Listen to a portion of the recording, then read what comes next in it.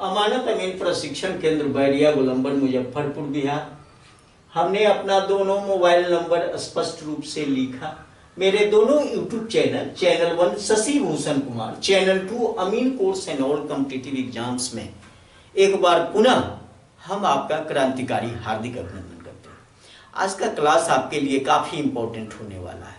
वह क्लास है कुछ धाराओं से रिलेटेड क्लास है और मैं सोच रहा हूं कि जमीन संबंधी एक एक धाराओं को आपके समक्ष रखूं ताकि आपको कानूनी ज्ञान भी हो। पहला पॉइंट। दूसरा, आप इसके कंपटीशन में जाओ तो कॉम्पिटिटिव एग्जाम में धारा संबंधी क्वेश्चन पूछे जाते हैं, वहां भी आप आगे रहो। जब आपका ज्ञान आगे रहेगा तो अब आप बेहतरीन परफॉर्मेंस दे सकते हो कहीं भी।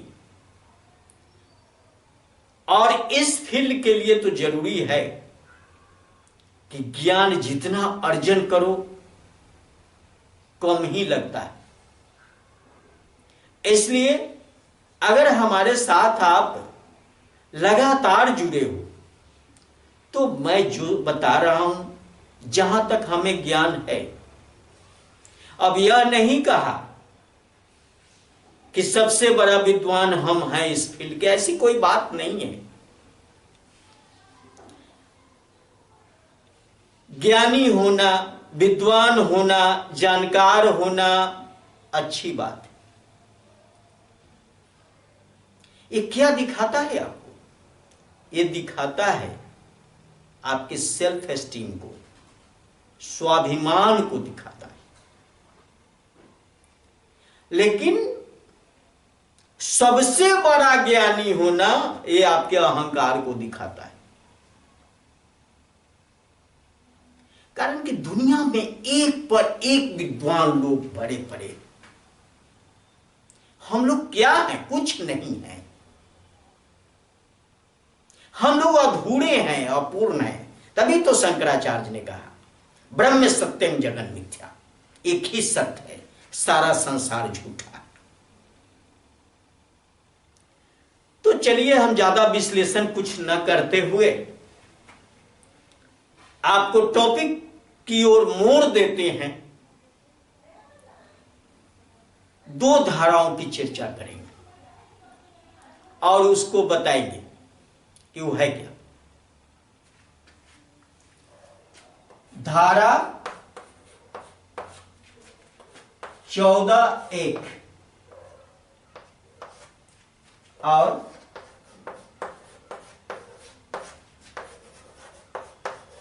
धारा 14(2), ये दोनों धाराएं ऐसी पर चर्चा करेंगे।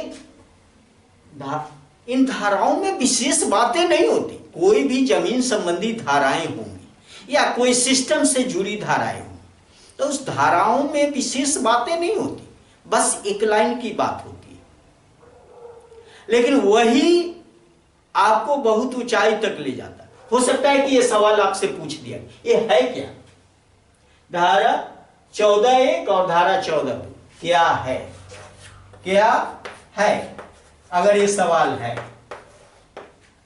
आप ओरल टेस्ट ही देने जा रहे हो और इसी डिपार्टमेंट का, तो फिर ये तो जानना पड़ेगा ना, ये आपको इसका आंसर बताना पड़ेगा ना, तभी तो आप की नियुक्ति हो सकती है, तभी तो आपका अपॉइंटमेंट होगा ना। ऐसे तो नहीं होगा। यहां अगर फेलियर हो गए आप, कुछ लोग कहते हैं कि सर्टिफिकेट मिल जाए। क्या सर्टिफिकेट अगर आपको मिल जाए और आप उसके संबंध में उस फील्ड का बिल्कुल ज्ञान नहीं रखते हो तो क्या जॉब आपको लगेगी? कभी नहीं लग सकती। अगर धोखा में जॉब लग गई, मान लो घूस रिश्वत बहुत सारा टेबल है चल रहा, लग भी गए, तो बाद में नतीजा क्या होगा? आपको बर्खास्त भी कर दिए जाएंगे कारण कि काम करना है ना, काम के लिए तो ज्ञान चाहिए ही चाहिए।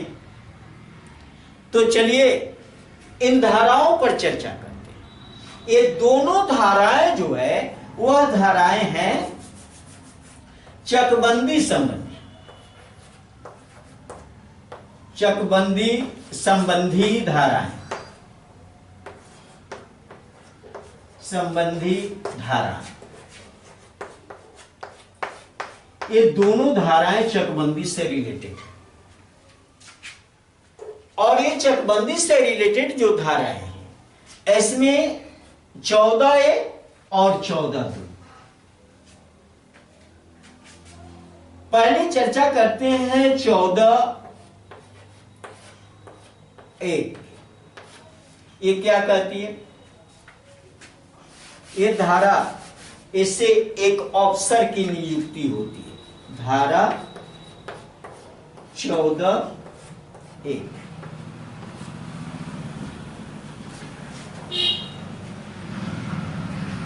इस धाराओं से चकबंदी पदाधिकारी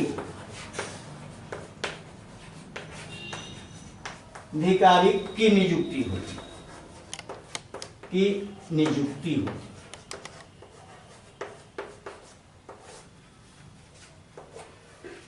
चकबंदी पदाधिकारी की नियुक्ति होती है।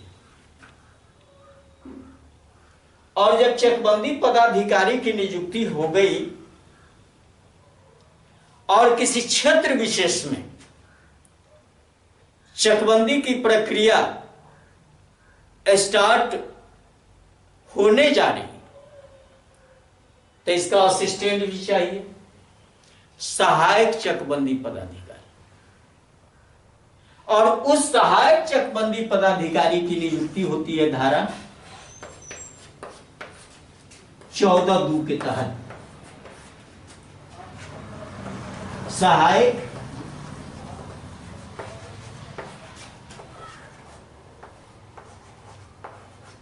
चकबंदी पदाधिकारी की नियुक्ति होती है।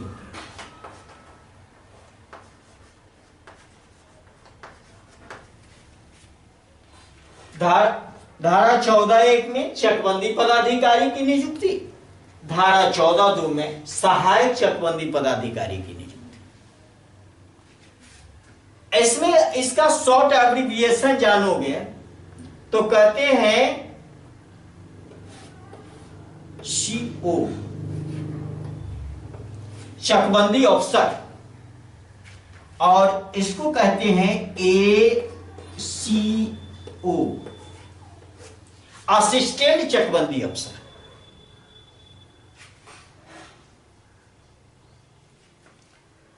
चकबंदी अफसर, असिस्टेंट चकबंदी अफसर,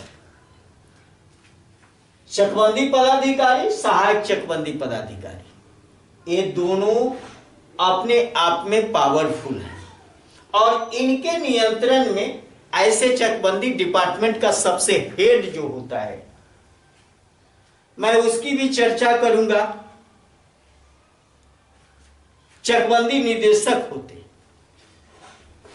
जो पूरा स्टेट में एक होता है, वो राज्य स्तर पर उसका अपॉइंटमेंट होता है। ये लोग आपको बताया था, जिला चकबंदी पदाधिकारी, चकबंदी उपनिदेशक, चकबंदी निदेशक, बहुत सारी चर्चाएं हुई थी। यहां पर अब इनका अपॉइंटमेंट होता है और इनके अपॉइंटमेंट के बाद तब चकबंदी की प्रक्रिया प्रोसेस पूरी की जाती है। इनके नियंत्रण, ये अपना देखरेख करते हैं सहायक वाले, इनसे मामला नहीं निपटा तो ऊपर वाले पदाधिकारी दिखते, इनसे नहीं निपटारा हुआ उससे ऊपर, धीरे धीरे जो है सो ऊंचाई शीर्ष तक चले जाते। ये कोई भी शासन होता है तो शासन कैसा होता है? पिरामिड नुमा होता है। शीर्ष पर हेड बैठा होता है, नीचे उसके छोटे पदाधिकारी और सबसे नीचे कर्मचारी और वर्कर होते हैं। इसी तरह से शासन सत्ता चलती है। इसी तरह से क्षेत्र का, हर क्षेत्र का विकास, हर क्षेत्र में काम इसी तरह से होते हैं। लेकिन अहम बात यह है कि धरातल पर किस तरह से काम होता है, इस बात का जिक्र खैर यहां जिक्र नहीं करेंगे। यहां तो हमको दो बातें ही कहनी थी, ज्यादा कुछ कहना नहीं था। कारण कि अमीन का वैकेंसी सामने दिख रहा है, उसकी परीक्षाएं भी दिख रही हैं। आपने हमारे वीडियो पर कमेंट भी किया कि अमीन बनने के लिए, सरकारी अमीन बनने के लिए कौन सा डिग्री होना चाहिए, कैसा डिग्री होना चाहिए, इस पर आप वीडियो बनाएं। हम तो ऐसा नहीं चाहते थे, लेकिन आप जब कमेंट करते हो तो उस कमेंट को मैं दिल से लेता हूं और इस पर एक वीडियो निश्चित रूप से बनेगा। और नेक्स्ट वीडियो हम सोच रहे हैं कि उसी पर बने और उसमें डीपली और डिटेल्स आपसे बात भी करूंगा। अभी दो धाराओं की बात कर रहे थे, धारा 14 है और धारा 14(2). इसमें ज्यादा आपको कुछ कहना नहीं है, कारण कि सवाल जितना है जवाब उतना ही होना चाहिए।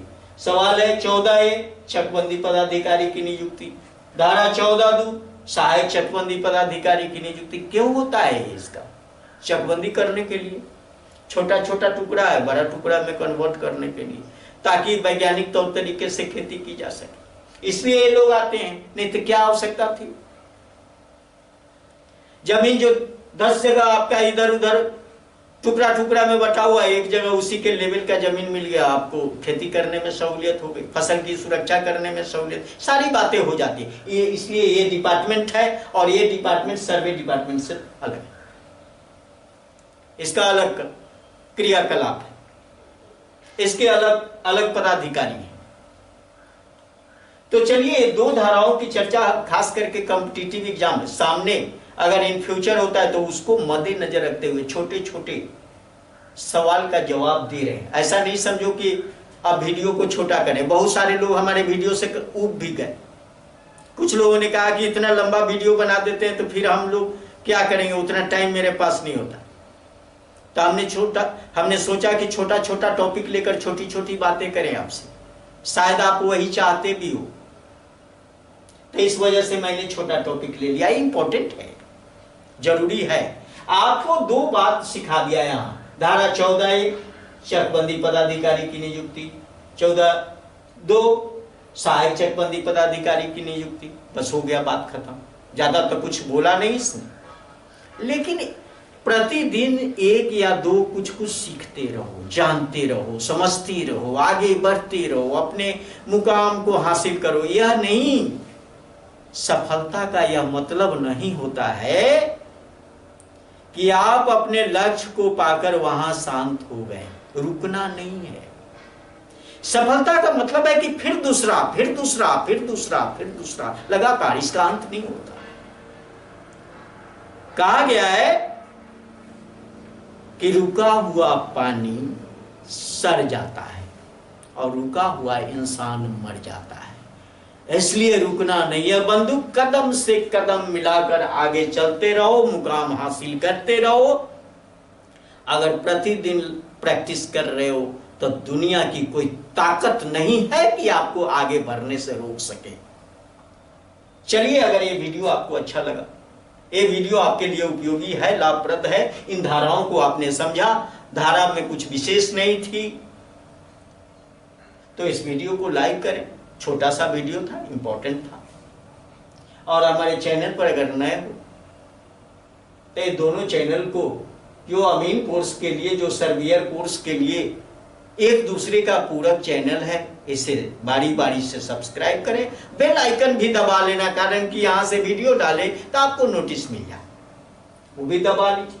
और इससे बेहतर ज्ञान अर्जन करना है, सीखना है, थ्योरी सीखना, प्रैक्टिकल करना है। खेत में ले जाते हैं, एक एक औजार चलाना सिखा देते हैं, मापी सिखा देते, बंटवारा सिखा देते, कैथी लिपि, बिकारी लिपि, जितनी सारी बातें हैं, सारी चीज ऑफलाइन ट्रेनिंग सेंटर पर हम करते हैं। यहां आकर आप बारीकी से सीख सकते हैं। और अपने लाइफ को आगे बढ़ा सकते हो। ये अमानत अमीन प्रशिक्षण केंद्र बैरिया गोलंबर मुजफ्फरपुर आपका दिल से स्वागत करता है। बहुत बहुत धन्यवाद। जय हिंद, जय भारत।